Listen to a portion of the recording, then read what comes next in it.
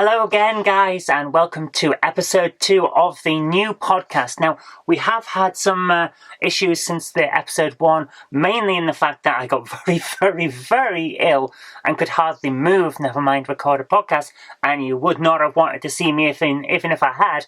So, we're going to get straight into episode 2, and we are trying a different setup for the camera. Hope it looks good and that you can hear me, because that is what we want. So this is going to be a very unedited, unscripted thing. That's the idea of these podcasts. It's more like a conversation than a standard scripted video that I would do. So I hope you do enjoy it, and I'm just going to zoom in a little bit, because if I'm sitting back like this, then why would I look so small on the camera? So I've got my cup of tea, I've got a camera here with a load of stuff on it that we're going to talk about, and the first thing is this Lib Dem Remainer who said that he thought it was cynical of Brexiteers to wear poppies. Now, I realise that people have different views on the EU. Personally, I was a Brexiteer. I voted for Leave, I campaigned for Leave, but if we'd voted to remain, that would have been it. I would have been fine with that, and it wouldn't have been a problem. But we had our options, we had our choice, and having studied EU law and seen the way that the EU works, I didn't want to stay. So I voted to leave and I campaigned to leave. We won, we're still here. Why are we still in? That's one big problem, and an argument that's going to go on for quite a while. But this guy said that he thought it was cynical of Brexiteers to wear poppies because apparently, and I'm going to quote here, the EU provides more than hope after centuries of conflict. It was created to ensure that it must never happen again. No, it wasn't. And here's the thing. Back in the 1930s and 1940s, when the EU didn't even exist, there was this ability, there was this guy, Monet, and I can't remember his first name, not the painter, the politician, and he wanted to join Britain and France together as a country with a single currency and single parliament in order to fight the Nazis. But what he was actually doing as part of his long-term plan, that documentation, and you can find all this in many books, he wanted a European single country. Fair dues, that's his view, that's fine. Everyone's allowed to have their opinions like that. But that's what he wanted. He wanted to create a single country, a single state of Europe. And that was one of the stages he did. So even before all these conflicts that the poppy represents so many sacrifices for, there was this idea of a European single country that became the EU after many decades of political wrangling in the background. That's what it is. So to say that it gives more than hope, it was created to ensure these things must never happen again, no, it wasn't. And if this Lib Dem guy understood where the EU had come from, he wouldn't have looked so stupid when he said this stuff, because he wouldn't have said it. The fact is, you can want the EU if you want, you can like the EU if you want, but know what you're talking about, because if you don't, people like me are going to come along and say, well, we've read all the documentation, we know what this is, and you're wrong. So, yes, he's cynical, and he's also wrong for saying that Brexiteers are cynical and shouldn't wear poppies, because this Brexiteer will continue to wear the poppy because it doesn't signify any of the stuff he's talking about. This is a mark of respect for all the people who sacrificed their lives to give us the freedoms that we have. And that's not changing, regardless of whether you want the EU or not. Those people fought and died for a reason, and we respect that. That's what the poppy's about. So, let's move on from that. What have we got up next? Let's have a look at our set of lists. I'm corpsing a little bit when I find them. So, our second one is we finally have a general election. Yes, guys, after over 3 years of arguments about the referendum result and trying to get out of the EU, after we voted to leave and Parliament has repeatedly tried to thwart that with problems that they've manufactured out of nowhere, and so much throwing away of the conventions of Parliament and all of the traditions, we finally have a general election. The Prime Minister managed to get something through. The weirdest thing is, he put forward an attempt to get a general election on Monday, and it failed to get the level that it needed, the 425 votes that it needed. So it failed. So on Tuesday, it put through an attempt to get an election, one that didn't require that many votes, and it got 428 votes. Which just tells you, tells me in fact, that Parliament has just been messing about and pushing this down the line and pushing it down the line. We should have been out of the EU in March. I fought a re-election campaign in May based on the idea of, come on guys, we need to put Brexit aside and to focus on local issues, because this local election that I was campaigning for and trying to get re-elected for isn't about Brexit. I can't do anything about Brexit, but I can do things for you in the local area, just like I have been doing for 4 years. And everyone went, yes, you've done good work for the last 4 years. We really respect what you've done for the last 4 years, but we're not voting for you because the Prime Minister didn't get Brexit. And that's the kind of situation that I have been worried about for this election for months now. If we had an election before we leave the EU, which is now what we're going to have, it's going to be an election, regardless of what the policies are put forward are. It's going to be an election on, can this new government actually deliver Brexit? So that's what we have to fight on, regardless of anything else. And personally, I will be trying to get a seat. I am a parliamentary candidate. I am on a team seat, which basically, it's not a target, it's one of the other ones, which is fair enough. And I will be working with a load of other people to try and make something of those seats and try and make them get out as many votes as we can. And then, as a result of that, I'll hopefully be able to stand in one of those seats. But if I end up not being able to, I'm still going to fight for the people I do, because I want to see as many Conservatives elected as possible. I will be fighting for that. And one of the ways I'm going to be fighting it is, this is partly about Brexit, because the Parliament that we've had didn't want to deliver Brexit. There are no two ways about it. The way they have acted by demanding we have a deal, we wouldn't accept no deal, they said. So we got a deal, and they voted it down, and then they voted it down, and then they voted it down, and we changed Prime Minister. And he got a new deal, even though they said, we won't vote for the deal that your predecessor had, we want a deal. But we won't have no deal, we want a deal. So we got a deal, when people said he wouldn't. And then they voted it down. So they don't want no deal, they don't want a deal, they don't want Brexit. That's what Parliament has been like. So, regardless of what the policies are, the policies will be important for after we have left. But the first thing that this new Parliament has to do is get us out of the EU. If we do not respect the referendum result, you can never ask anyone to respect anything Parliament does again. Because that's the situation. It's terrible. I don't like what I've just said. I don't like it. But it is true. If you ask the people what they want, and then you tell them that they don't know what they're asking for, and that what they're asking for can't be done, then why did you ask them in the first place? That's what it comes down to. Respect what the referendum result actually said. Like 80% of politicians who were elected to the Parliament who's just spent 3 years messing us about, were stood on manifestos to do, and let's get this done. That is my thoughts on this. Once we're all done, then the rest of the manifesto comes in, so we can deal with the problems with the NHS. And like it or not, guys, throwing money at the NHS and then throwing more money at the NHS will not change things, because we have invested more than any other government ever. We've invested year on year more than anyone else. The NHS still has problems, which tells me it's not a money thing at this point. We need to look at how it's being run, what it's spending everything on. Are vast amounts of the money that's been pumped into the NHS just disappearing on silly contractual things with expensive stuff that should be bought cheaper? Is it all going on consultants and managers? I hope it's not. But is it?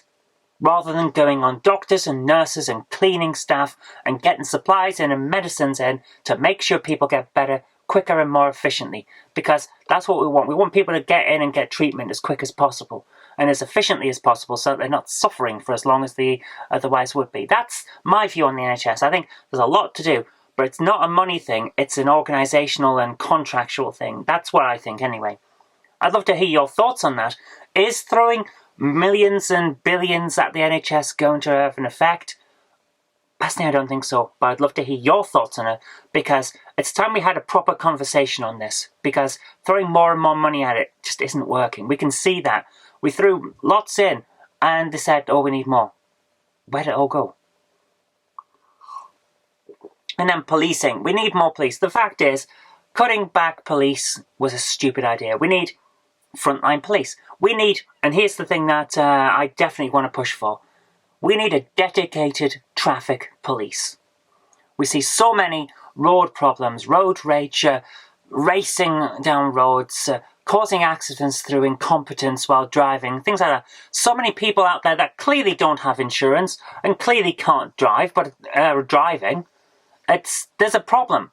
And if we have a dedicated traffic police, I'm not saying huge amounts, but a dedicated traffic police that actually polices traffic issues, that's what we need.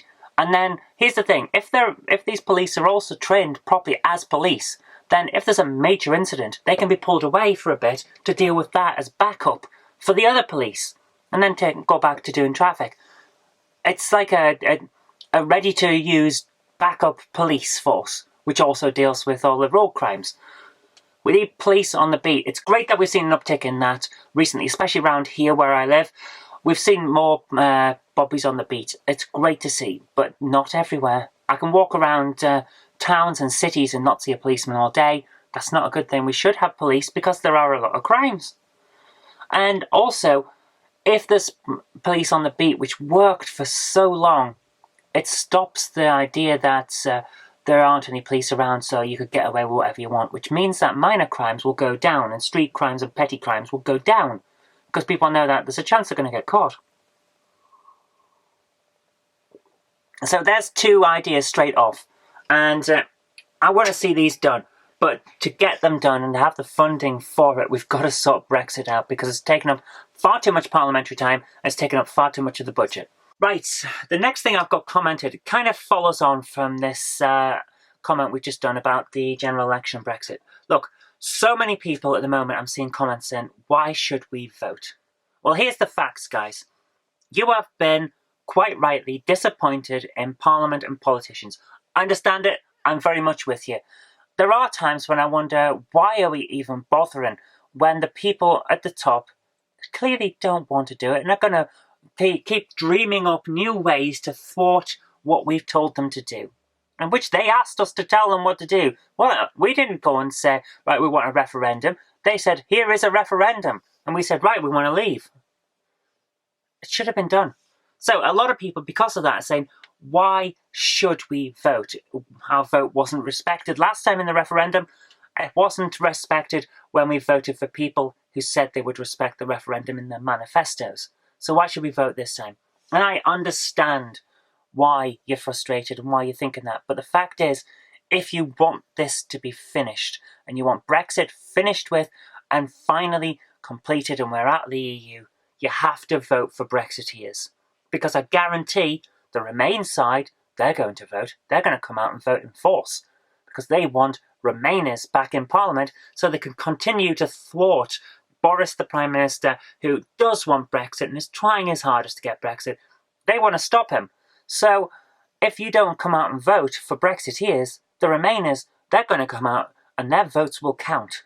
And yours won't, because you won't have cast it. That's why you have to vote. That's why you have to trust the system for this one more time. Look, lend us your vote once more and let's do this. Let's get it finished so we can start showing you why you should back us and why you should believe in politicians again. It's going to be a long, long, hard road for politicians to get back the trust that the current batch of them have really gone out of their way to destroy. But the fact is, we need to actually vote for people who are going to do what they said they were going to do. And that's the long and short of it. You need to vote for Brexiteers.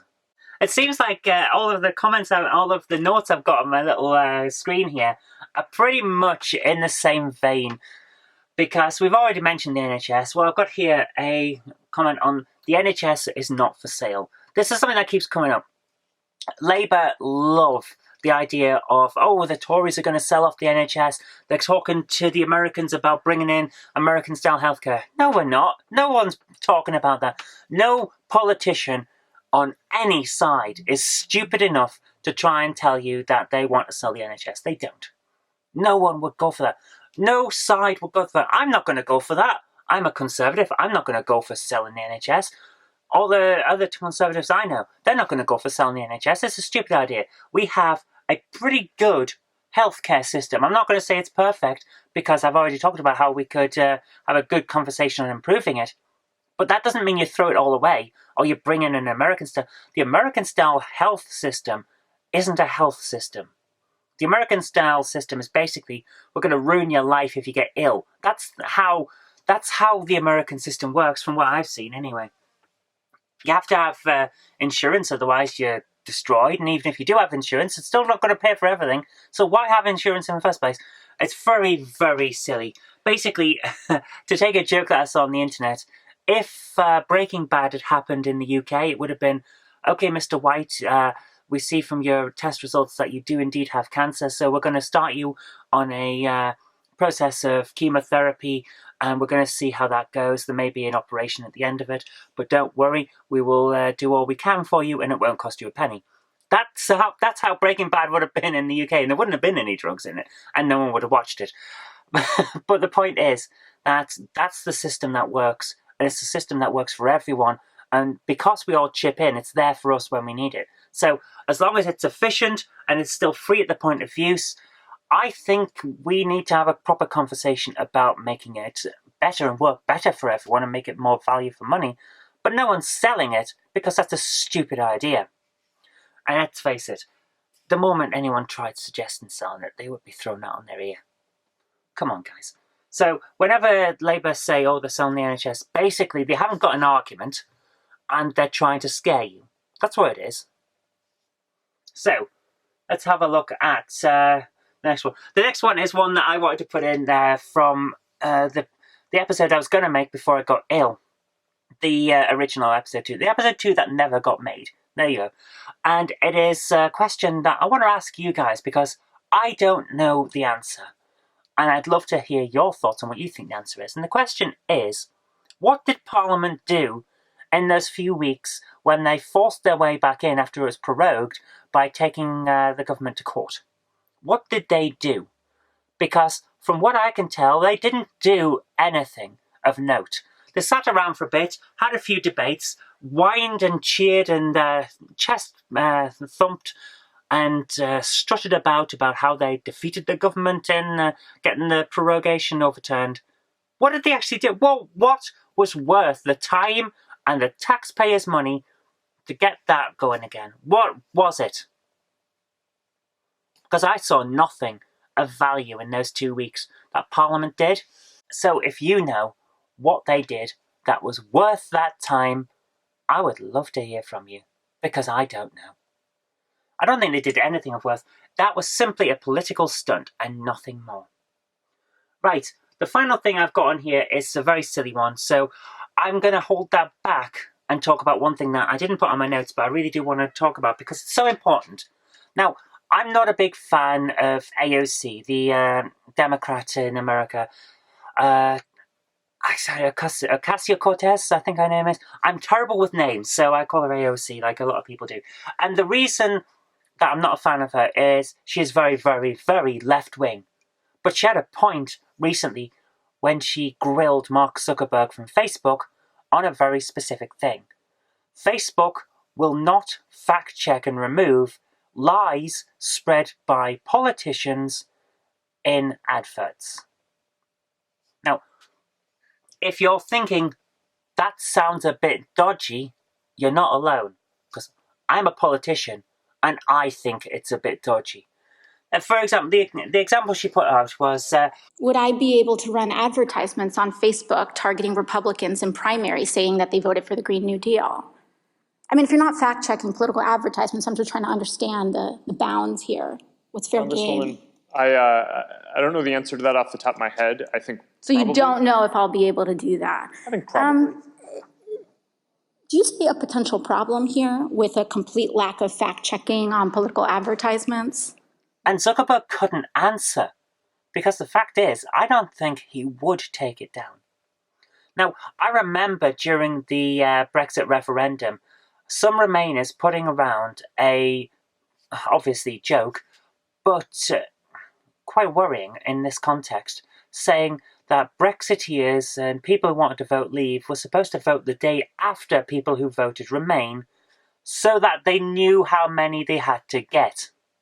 Basically, we'll know how many people voted Remain, so we have to get one more than that. That was going around. It was obviously a joke. We all knew it was a joke. And but I think, to be honest with you, most of us had a bit of a chuckle and then just moved on and got back to campaigning or arguing with each other, as a lot of the time it was. But what if that had been an advert? What if that had been worded slightly differently and it was put out to make it look real? And it was put out as an advert from a politician. So just remember that, because when a politician puts out an advert, you can't trust what they're saying because Facebook won't check it and Facebook won't take down lies. So can you trust what anyone's saying?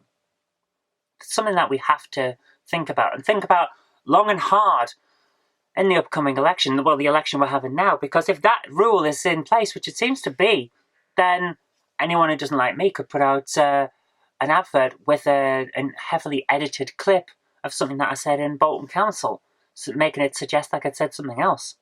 And Facebook won't take that down. I could do the same to my political opponents. I won't, because I think, like most of politicians, despite the fact that we're on different sides, most of us are genuinely in this for good reasons. We want to make the place that we want to represent better. We come into politics to improve lives.